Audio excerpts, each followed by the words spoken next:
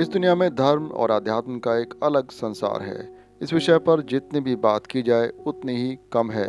आज हम आपको एक ऐसी शख्सियत से रूबरू करवाएंगे जिनका जीवन धर्म, दर्शन एवं ध्यान के ऐसे गूढ़ रहस्यों से भरा हुआ है जिनका पार पाना संभव नहीं है।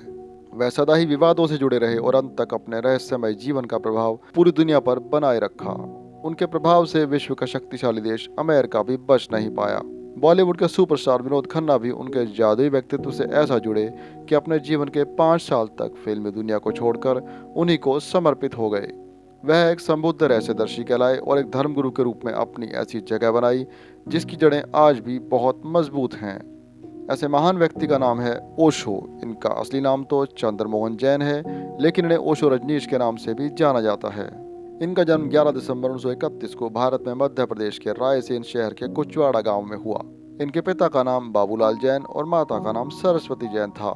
इनका परिवार तारणपंथी दिगंबर जैन धर्म से संबंध रखता था। यह अपने बचपन के लगभग 7 साल तक अपने ननिहाल में ही रहे।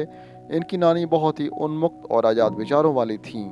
ओशो के स्वयं के कथनानुसार उनके मानसिक विकास में सबसे बड़ा योगदान उनकी नानी का माना जाता है।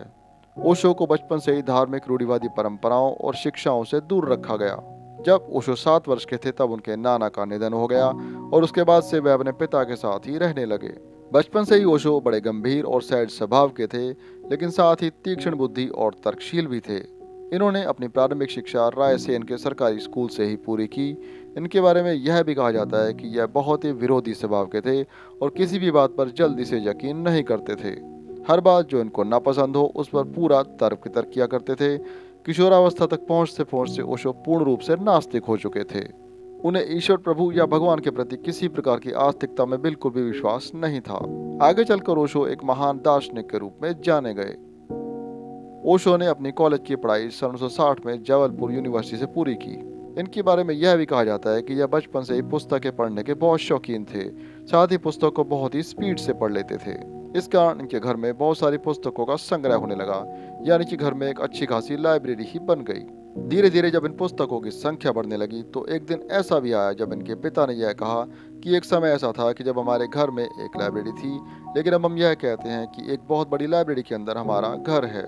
इस तरह से ओशो ने अपने जीवन में कई सैकड़ों की गिनती में किताबों को पढ़ा।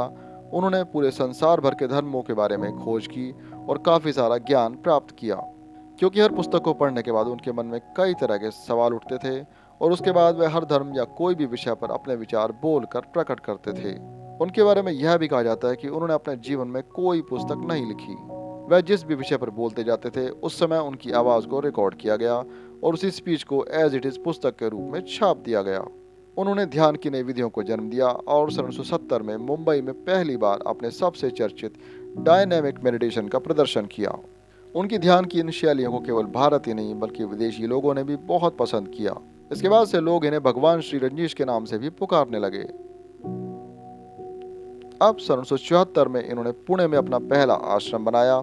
इस आश्रम से उनकी दूर दूर तक ख्याति बढ़ने लगी और भारत के अलावा विदेशी लोग भी अपने मानसिक तनाव को दूर करने और ध्यान करने के लिए यहाँ आने लगे।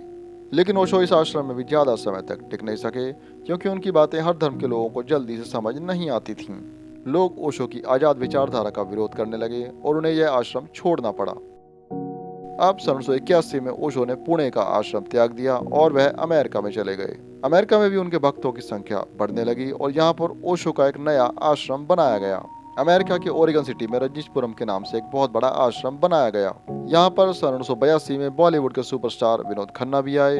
उन्होंने संन्यास को अपनाकर फिल्मी दुनिया को अलविदा कह दिया, लेकिन विनोद खन्ना को यह सन्यासी जीवन ज़्यादा समय तक अपने पास बांध नहीं सका और वह सन 1987 में वापस मायानगरी मुंबई की ओर लौट गए।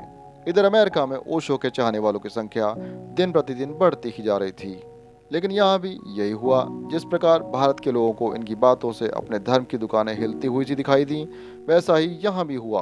अमेरिका, जो कि एक बहुत बड़ी विश्व शक्ति माना जाता है, उसे भी अपनी धार्मिक मान्यताओं पर एक अजीब सा खतरा महसूस हुआ और ओशो इस जगह पर भी ज़्यादा समय तक टिक नहीं सके और सन 1985 में अमेरिका से भी निकाल दिए गए। अब वह फिर से भारत में अपने पुणे के आश्रम में आ गए और उन्होंने अपने जीवन का अंतिम समय यहीं पर बिताया। ओशो एक संबुद्ध रहस्यदर्शी हैं जिन्होंने मानव समाज को एक ऐसा क्रांतिकारी जीवन दिया जो कि आज के समय में संभव नहीं है। उन्होंने उस समय की रूढ़िवादी परंपराओं पर चोट की और लोगों के दिमाग, जो कि उस समय के पुजारी समाज ने बंद कर दिए थे, उनको पूर्ण रूप से खोलने का प्रयास किया। आज हम जब भी ओशो रजनीश की बात करते हैं तो कई तरह के सवाल खड़े हो जाते हैं, लेकिन हमें ध्यान रखना चाहिए कि यदि समाज में कोई भी परिवर्तन लाना हो तो किसी न किसी व्यक्ति के कठोर शब्दों को तो सुनना ही पड़ता है। वह अपनी बात को कहने के लिए एक चरित्र, जिसका नाम मुल्ला नसरुद्दीन के नाम से जाना जाता है, उसके सहारे से अपनी बात व्यंग्य के रूप में कह देते थे। उनके इस पात्र के सैकड़ों ही किस्से उनकी पुस्तकों में देखने को मिलते हैं। वह अक्सर यह कहते थे कि दुनिया में गरीबों के लिए तो पुजारी समाज ने कई प्रकार के बाबा बना रखे हैं, जो कि इनकी इच्छाओं की पूर्ति के नाम पर उनका शोषण करते ही रहते हैं, लेकिन अमीरों के लिए कोई ऐसा बाबा नहीं है जो कि उन्हें शांति दे सके, इसलिए वह अमीरों के लिए बाबा बने। वह अपने ठाट बाट और शान शौकत से भरी जिंदगी के लिए भी विवादों में रहे। उनकी पोशाकें, उनकी गाड़ियां, उनकी घड़ियां और बड़े बड़े महलों में उनका निवास, अपने इस राजसी जीवन के लिए भी वह काफी चर्चा का विषय बने रहे। वह कहते थे कि दुनिया में धर्म तो बहुत सारे हैं, लेकिन मैं कोई नया धर्म लेकर नहीं आया। मैं धर्म नहीं, धार्मिकता सिखाता हूँ। यदि धार्मिकता क्या होती है यह जानना चाहते हो तो ही मेरे पास आना। ओशो के विषय में एक बात बहुत प्रचलित है कि अपने जीवन में उन्होंने बचपन से लेकर और अंत के समय तक जिस भी विषय पर बोला उस पर खुलकर बहुत सटीक बोला। वह अपनी कही गई बात पर सदा अटल रहते थे और कभी भी किसी बात को गलत मानकर कभी कोई माफी नहीं मांगी। आज के समय में भी उनके प्रवचनों और उनकी पुस्तकों को पढ़ने वालों की संख्या लाखों से भी ज्यादा है।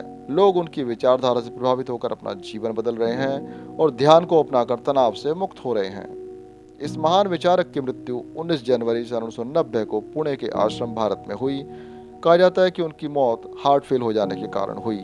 हम यह भी मानते हैं कि ओशो के विचारों से आज का समाज भी पूर्ण रूप से सहमत नहीं है, लेकिन हमने इस वीडियो में आपको ओशो रजनीश के जीवन का एक ऐसा पक्ष बताने का प्रयास किया है जिससे उनकी सकारात्मक छवि इस समाज के सामने प्रस्तुत हो सके। ओशो रजनीश का नाम एक क्रांतिकारी दार्शनिक के रूप में सदा याद रखा जाएगा। दोस्तों, देश दुनिया की महान हस्तियों के इतिहास से जुड़ी ऐसी कई जानकारी हम आपको आगे भी देते रहेंगे। अगर आपको हमारा यह वीडियो पसंद आया तो लाइक, कमेंट, शेयर करना न भूलें और हमारे चैनल को सब्सक्राइब जरूर करें। इसी तरह से हमारे साथ जुड़े रहने के लिए धन्यवाद।